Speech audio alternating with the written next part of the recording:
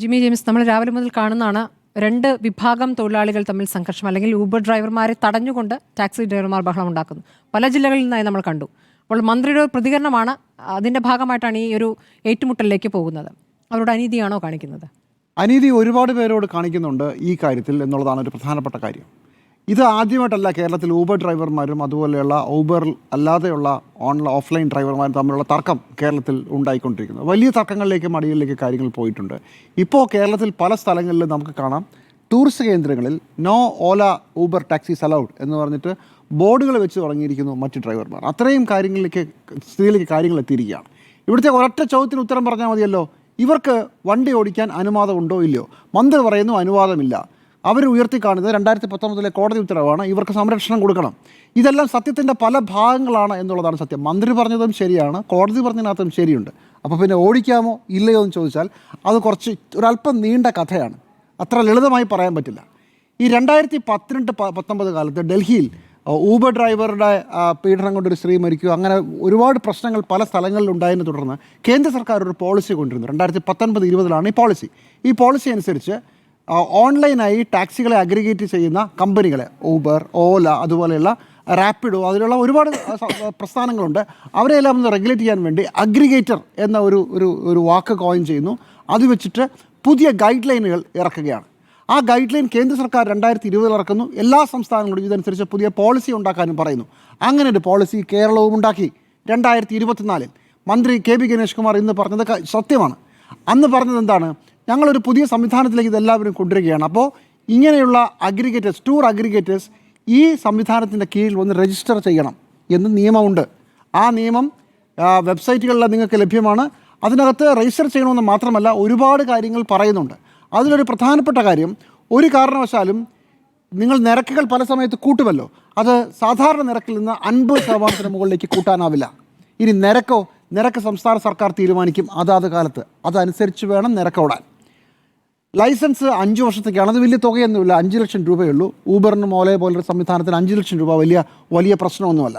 പക്ഷേ പറഞ്ഞു പോകുമ്പോൾ ഇതിനകത്തൊരു മർമ്മം കിടക്കുന്നത്, എങ്ങനെയാണ് ഈ തുക ഓരോ ടാക്സി ഫെയർ പോകുമ്പോഴും എങ്ങനെയാണ് തുക ഷെയർ ചെയ്യുന്നുള്ളതാണ് ചോദ്യം. 80% ഡ്രൈവർക്കും 20% കമ്പനിക്കും എന്നുള്ളതാണ് കേരള സർക്കാർ പുറത്തിറക്കിയിരിക്കുന്ന ഈ ഗൈഡ് ലൈനിൽ പറയുന്നത്. അതനുസരിച്ചാണെങ്കിൽ ഇപ്പോഴത്തെ ഊബർ ഓല രീതി എന്താണെന്ന് വെച്ചാൽ 16% ഡ്രൈവർക്ക് കിട്ടൂ, 84% കമ്പനിക്കാണ്. ശരി, തിരിച്ചാണ്, 16% ഊബറിന് കിട്ടുക, 84% ഇവർക്ക് കിട്ടുകയുള്ളൂ. ഇതാണ് ഒരു പ്രധാനപ്പെട്ട പ്രശ്നം, ഒരു വ്യത്യാസം. ഇത് കൂടാതെ സംസ്ഥാന സർക്കാർ 2% സംസ്ഥാന സർക്കാരും എടുക്കും, 100-ന് മുകളിൽ ഒരു 2% കൂടെ എടുക്കും. അപ്പോൾ സ്വാഭാവികമായും ഊബർ ഓല കമ്പനികൾക്ക് ഇത് യോജിക്കാനാവില്ല. ഒന്ന്, നിരക്കാർ തീരുമാനിക്കും, നിരക്ക് സർക്കാർ തീരുമാനിക്കും. അതുപോലെ തന്നെ നിങ്ങൾക്ക് വലിയ തിരക്കുള്ളപ്പോഴോ മഴയുള്ളപ്പോഴോ നിങ്ങൾക്ക് റേറ്റ് കൂട്ടുന്നത്, ആ റേറ്റ് കൂട്ടുമ്പോൾ അത് 50%-ന് മുകളിലാകാൻ പാടില്ല. ഒപ്പം ഡ്രൈവർമാർക്ക് 20%, ഫെയറിൻ്റെ 20% ഡ്രൈവർമാർക്ക് കൊടുക്കണം. ഇപ്പോൾ നിങ്ങൾ കൊടുക്കുന്നത് 16%. സ്വാഭാവികമായും പ്രശ്നം ഉണ്ടാകുമല്ലോ. അപ്പോൾ ഇവർ രജിസ്റ്റർ ചെയ്തില്ല. പക്ഷേ കേന്ദ്ര സർക്കാർ വിട്ടിട്ടില്ല. 2024 കേരളം ഇങ്ങനെ ഒരു ഗൈഡ് ലൈൻസ് ഇറക്കിയതിന് ശേഷം, 2020 പോളിസി ഇറക്കിയതിന് ശേഷം 2025 കേന്ദ്ര സർക്കാർ വീണ്ടും ഈ 2020 ഇറക്കിയ പൊതു ഗൈഡ് ലൈൻ പോളിസി പുതുക്കി. അതനുസരിച്ച് പുതിയതിറക്കി. അതപ്പോൾ വലിയ വ്യത്യാസമൊന്നുമില്ല. ലൈസൻസ് 5 ലക്ഷം തന്നെയാണ്. റിന്യൂ ചെയ്യുന്നതിന് 2500 എന്നുള്ളത് 25,000 ആക്കി ഉയർത്തി. പിന്നെ സെക്യൂരിറ്റി ഡെപ്പോസിറ്റ് ഉണ്ട്, അത് കുറച്ച് കൂടുതലാണ്. 1000 വാഹനങ്ങൾ വരെയുള്ള കമ്പനികൾക്കാണെങ്കിൽ 10 ലക്ഷം എന്നുള്ളത് 1 കോടിയിലേക്ക് മാറ്റിയിട്ടുണ്ട്. അങ്ങനെ പല രീതിയിലേക്ക് 5 കോടി വരെയുള്ള സെക്യൂരിറ്റി ഡെപ്പോസിറ്റും ഉണ്ട്. എന്തുകൊണ്ടാണ് നമ്മുടെ നാട്ടിലെ ഊബർ, ഓല മുതലായ കമ്പനികൾ രജിസ്റ്റർ ചെയ്യാത്തത്? നാട്ടിലെ നിയമമാണല്ലോ, ആ നിയമം അവർ അനുസരിക്കണ്ടേ? ആ നിയമം അനുസരിക്കാതെ ഒളിച്ച് കളിച്ച് ഇങ്ങനെ എത്ര കാലം ഇവർക്ക് മുന്നോട്ട് പോകാനാകും? നിങ്ങൾക്ക് ഈ ചോദ്യത്തിന് ഉത്തരം എവിടുന്നെങ്കിലും കിട്ടുമോ? ഈ ഊബർ ഓല കക്ഷികൾ എവിടെയായിരിക്കുന്നത്? ബാംഗ്ലൂരാണ്, അതുപോലെ തന്നെ ഡൽഹിയിലാണ്. നിങ്ങൾ കുറച്ച് ചോദിച്ചാൽ പറയും ഞങ്ങളുടെ ഹെഡ് ഓഫീസ് ന്യൂയോർക്കിലാണ്. നമുക്ക് ഒരിക്കലും എത്തിപ്പെടാൻ പറ്റാത്ത ആളുകൾ എവിടെയൊക്കെ ഇരിക്കുകയാണ് സാധാരണ മനുഷ്യരെ സംബന്ധിച്ചിടത്തോളം. അപ്പോൾ 2020 കേന്ദ്രമേ നിയമം കൊണ്ടുവന്നതിന് ശേഷം 2024 കേരളം അതിന് വ്യക്തമായ ചട്ടം ഉണ്ടാക്കിയതിന് ശേഷം ആ വഴിക്ക് തിരിഞ്ഞു നോക്കാതെ നാട്ടിലെ നിയമങ്ങളോട് യാതൊരു രീതിയിലുള്ള മര്യാദയും കാണിക്കാതെയാണ് ഊബർ, ഓല അതുപോലെയുള്ള ടൂർ അഗ്രിഗേറ്റേഴ്സ് ഇതുവരെ കാര്യങ്ങൾ നീക്കിയിരുന്നത്. ഇതിനകത്ത് യാതൊരു തർക്കവുമില്ല. മന്ത്രി കെ ബി ഗണേഷ് കുമാർ പറഞ്ഞത് അവിടം വരെ ശരിയാണ്, അവിടം വരെ മാത്രം ശരി. 2024 ഇങ്ങനൊരു നിയമം കേരളം ഉണ്ടാക്കിയല്ലോ, അതിനുശേഷം കേരളം എന്ത് ചെയ്തു? മന്ത്രി കെ ബി ഗണേഷ് കുമാർ അതിനുശേഷമാണല്ലോ മന്ത്രിയായിട്ടിരിക്കുന്ന കാലമാണല്ലോ. അന്ന് അദ്ദേഹം പറഞ്ഞത് ഊബർ ഓല ഡ്രൈവർമാർക്ക് ഓടാം എന്നാണ്. ഏതാ 2024 കേരളം ചട്ടമുണ്ടാക്കിയതിന് ശേഷം അന്നെന്താ ഈ വാദം ഉണ്ടായിരുന്നില്ലേ? ഇപ്പോൾ മന്ത്രി പറയുന്നു അങ്ങനല്ല, ഓടാൻ പറ്റില്ല എന്ന് പറയുന്നു. സംസ്ഥാന സർക്കാർ ഒരു ചട്ടം ഉണ്ടാക്കിയാൽ ആ ചട്ടം നടപ്പിലാക്കാനുള്ള ഉത്തരവാദിത്വം സംസ്ഥാന സർക്കാരിനുണ്ട്. അത് ചെയ്യാതെ കേന്ദ്രം പറഞ്ഞുകൊണ്ടൊരു നിയമം ഉണ്ടാക്കി അതിനുശേഷം അവിടുന്ന് മുങ്ങി നടന്നിട്ട് ഇപ്പോൾ ഇത് വലിയ പ്രശ്നമാകുമ്പോൾ എന്തെങ്കിലും പറഞ്ഞല്ലേ പറ്റൂ. മന്ത്രിക്ക് പറയാൻ പറ്റില്ല ഊബർ ഓല കമ്പനികൾക്ക് ഒരു പ്രശ്നവുമില്ല, അവരെ തടയാനാവില്ല എന്ന് പറയാൻ പറ്റില്ല. മന്ത്രിക്കത് പറഞ്ഞേ പറ്റൂ, കാരണം മന്ത്രി അടക്കം ഇരുന്ന് പാസ്സാക്കിയ നിയമമാണ്. പക്ഷേ സംസ്ഥാന സർക്കാർ കഴിഞ്ഞ ഒരു വർഷം 2024 ഈ നിയമം കൊണ്ടുവന്നതിന് ശേഷം നാളിതുവരെ ഒരക്ഷരം സംസാരിച്ചിട്ടില്ല ഇതിനെക്കുറിച്ച്, ഇതിൻ്റെ ആവശ്യത്തെക്കുറിച്ച്. ഇപ്പം നമുക്കാണല്ലോ ഊബർ ഓല കമ്പനികളെയൊക്കെ ബന്ധപ്പെടാൻ ബുദ്ധിമുട്ട്. ഇവരോട് സംസാരിക്കണ്ടേ, അവരെ കംപ്ലൈൻറ്റ് ചെയ്യിക്കാൻ നിർബന്ധിക്കണ്ടേ? അതൊന്നും സംസ്ഥാന സർക്കാരിൻ്റെ ഭാഗത്തുനിന്ന് ഉണ്ടായിട്ടില്ല. അവിടെയാണ് ഈ കാര്യത്തിൽ കൈ നിലയാതെ മീൻ പിടിക്കാനുള്ള ഒരു തന്ത്രം സംസ്ഥാന സർക്കാർ നടപ്പാക്കിയത്. ഞാൻ മനസ്സിലാക്കുന്നത് ഇന്ത്യയിലെ പല സംസ്ഥാനങ്ങളും ഇങ്ങനെ തന്നെയാണ്. കേന്ദ്രം ഒരു നിയമം ഉണ്ടാക്കണമെന്ന് പറഞ്ഞു, അതുകൊണ്ട് ഞങ്ങളതനുസരിച്ച് ചട്ടങ്ങൾ ഭേദഗതി ചെയ്തു, എന്നിട്ട് മിണ്ടിയില്ല. കുറച്ച് കഴിയുമ്പോൾ നമ്മുടെ നാട്ടിൽ പല രീതിയിൽ ഇതിനോടുള്ള റെസിസ്റ്റൻസ് നേരത്തെ മുതലേ ഉണ്ട്. 2024 ചട്ടവും ഉണ്ടായി കഴിഞ്ഞു. അത് അറിയാത്തവരല്ല ബാക്കിയുള്ള ആളുകളും അതുപോലെ തന്നെ ഓഫ്ലൈൻ ഡ്രൈവർമാരുടെ സംഘടനകളൊക്കെ. അവർ സ്വാഭാവികമായും പ്രശ്നം ഉണ്ടാക്കും. ഈ പ്രശ്നം ഇപ്പോൾ മൂന്നാർ, നമ്മളാണ് റിപ്പോർട്ട് ചെയ്തത്, മൂന്നാറിൽ ഈ പ്രശ്നം 2-3 ദിവസം മുമ്പ് ഉണ്ടാകുമ്പോഴാണ് ഇത് തുടങ്ങുന്നത്. അത് എത്രയോ നാളായി ചെറിയ രീതിയിൽ പല സ്ഥലങ്ങളിൽ നടന്നുകൊണ്ടിരിക്കുകയാണ്. അന്നെല്ലാം ഈ കേസ് വരുമ്പോൾ എങ്ങനെങ്കിലും ഇതൊന്ന് പറഞ്ഞു തീർക്കുക അല്ലാതെ ഇതിനെക്കുറിച്ച് ഗൗരവത്തോടെ അഡ്രസ്സ് ചെയ്യാനുള്ള ഒരു നടപടിയും സർക്കാരിൻ്റെ ഭാഗത്തുനിന്ന് ഉണ്ടായില്ല എന്നുള്ളതാണ് ഏറ്റവും ദുഃഖകരമായ കാര്യം. സംസ്ഥാന സർക്കാരാണ്, ട്രാൻസ്പോർട്ട് വകുപ്പാണ് ഈ കാര്യത്തിൽ പൂർണ്ണമായും ഉത്തരവാദി. നിങ്ങൾ ചെയ്യേണ്ട പണി ചെയ്യേണ്ട സമയത്ത് ചെയ്താൽ ഈ പ്രശ്നം ഉണ്ടാവില്ല, അന്ന് തീർക്കാവുന്ന കാര്യമാണ്. ഇനിയിപ്പോൾ എന്താ ചെയ്യാൻ പോകുന്നത്? ഒരു കാരണവശാലും നടക്കാൻ പറ്റില്ലെന്ന് മന്ത്രി പറഞ്ഞ സ്ഥിതിക്ക് നാട്ടിൽ കലാപമാണ് ഉണ്ടാകാൻ പോകുന്നത്. ഒരു വണ്ടിയും ഇനി ഓടില്ല, ഊബർ ഓല വണ്ടി കേരളത്തിൽ ഓടില്ല. അവിടെ വരെ എത്തിച്ചപ്പോൾ സമാധാനമായോ? ഇത് ഒരു ചട്ടം ഉണ്ടാക്കുന്ന സമയത്ത് തന്നെ ഇതിൻ്റെ നടപടിക്രമങ്ങളിലേക്ക് പോകണമായിരുന്നു, അത് പോയില്ല. എന്ന് മാത്രമല്ല, ഈ സമയത്ത് കേരള സർക്കാരിൻ്റെ വക തൊഴിൽ വകുപ്പിൻ്റെ ഒരു ആപ്പ് ഉണ്ടായിരുന്നു, സവാരി. ഇപ്പോൾ കാണാനില്ലെന്ന് തോന്നുന്നു. ആ ആപ്പും രജിസ്റ്റർ ചെയ്തിട്ടില്ല ഈ ചട്ടത്തിൻ്റെ കീഴിൽ.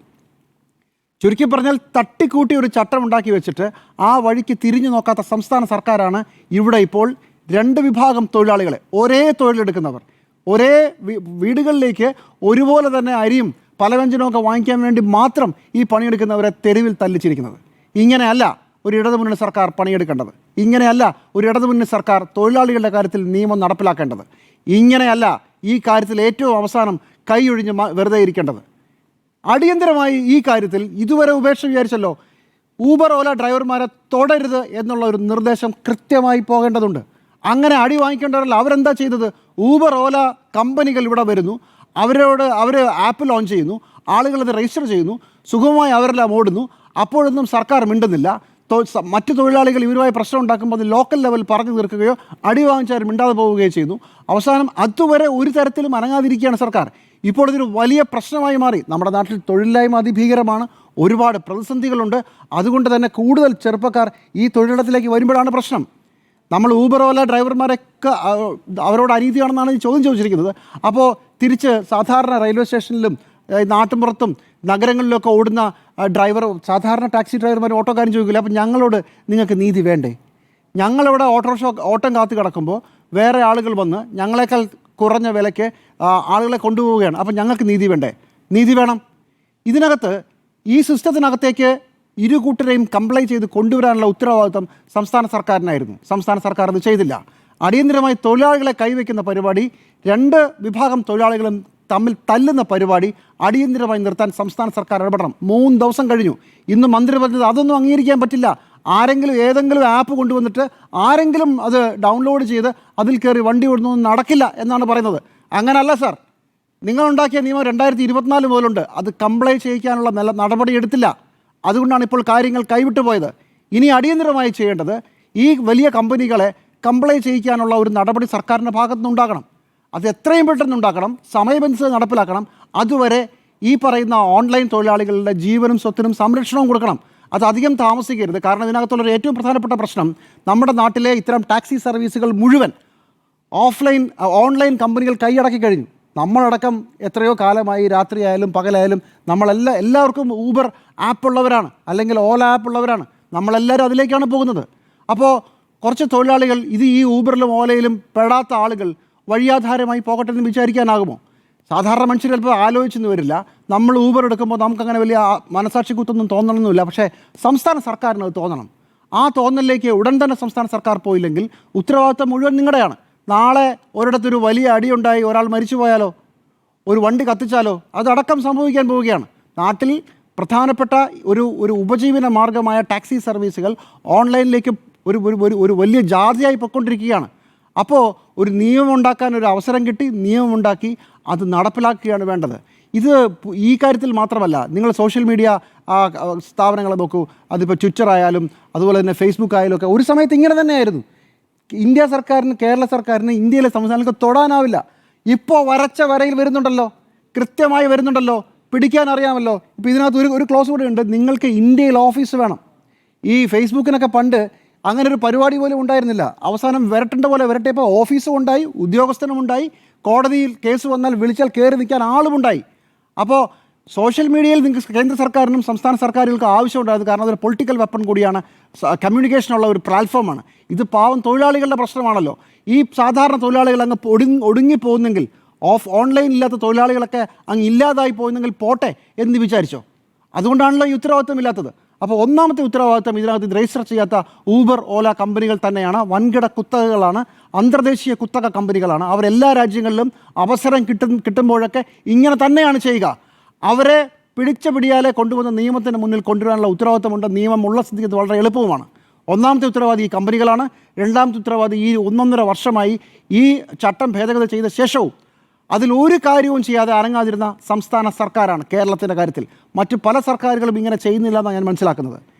പാവം തൊഴിലാളികൾ തെരുവിൽ കിടന്ന് തല്ലിയല്ല അവരവരുടെ വീട്ടിലേക്ക് കഞ്ഞി വാങ്ങിക്കാനുള്ള ഒരു തൊഴിലവകാശം സംരക്ഷിക്കേണ്ടത്. വളരെ മോശമായ ഒരു കാര്യമാണ്. ആരോടാണ് അവർ സമരം ചെയ്യുന്നത്? അവരെ പോലെ തന്നെയുള്ള ഒരു തൊഴിലാളിയോട്. 2 തൊഴിലാളികൾ തെരുവിൽ കിടന്ന് തല്ലി കീറുകയാണ്. ഒരു കാര്യവുമില്ല. നിങ്ങളുടെ നാട്ടിൽ നിയമമുണ്ട്, ആ നിയമം കംപ്ലൈ ചെയ്യിപ്പിക്കാനുള്ള സംവിധാനമുണ്ട്. അത് സർക്കാർ ചെയ്യാത്തത് കൊണ്ട് 2 കൂട്ടം തൊഴിലാളികളെ അങ്ങോട്ടും ഇങ്ങോട്ടും തല്ലാൻ വിട്ടിരിക്കുന്ന ഒരു ഇടതുപക്ഷ സർക്കാരിന്, ഒരു തൊഴിലാളികളുടെ പേരിൽ അധികാരത്തിൽ സർക്കാരിന് ഒരു തരത്തിലും ഭൂഷണമല്ല. മന്ത്രി ഇന്ന് അങ്ങനെ പറഞ്ഞു പോവുകയല്ല വേണ്ടത്. ഇതിനകത്ത് നടപടികളിലേക്ക് കാര്യങ്ങൾ പോകണം. അതിനോടൊപ്പം അടിയന്തരമായി ഈ തൊഴിലാളികളെ കൈവയ്ക്കുന്ന പരിപാടി നിർത്തണം.